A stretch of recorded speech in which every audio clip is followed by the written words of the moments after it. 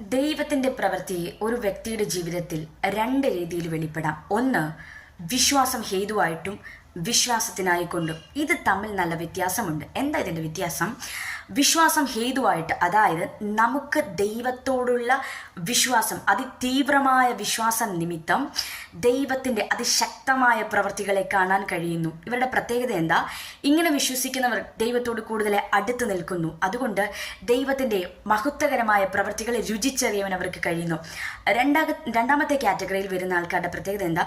ഇവരുടെ പ്രത്യേകത, ദൈവപ്രവൃത്തി വെളിപ്പെട്ടാലേ വിശ്വസിക്കത്തുള്ളൂ. അത് നമ്മുടെ കൂട്ടത്തിൽ ഒത്തിരി പേർക്കുണ്ട്. നമുക്കുണ്ടാകാൻ ചില സമയത്ത് ഇതിൽ ദൈവപ്രവൃത്തി വെളിപ്പെട്ടാലേ ഞാൻ വിശ്വസിക്കത്തുള്ളൂ എന്ന് പറയുന്ന ഒത്തിരി പേരുണ്ട്. ഇതൊക്കെ നിങ്ങൾ മാറ്റേണ്ട സമയം അടുത്തിരിക്കുകയാണ്. അതെല്ലാം മാറ്റിയിട്ട് ക്രിസ്തീയ ജീവിതം, വചനത്തിൽ പഠിപ്പിക്കുന്നു, എൻ്റെ നീതിമാൻ വിശ്വാസത്താൽ ജീവിക്കും. അപ്പോൾ ക്രിസ്തീയ ജീവിതം വിശ്വാസത്താൽ ജീവിച്ച് മുന്നേറേണ്ടതാണ്. ലോകപ്രകാരം അവിശ്വാസികളായി തീരാതെ വണ്ണം ദൈവ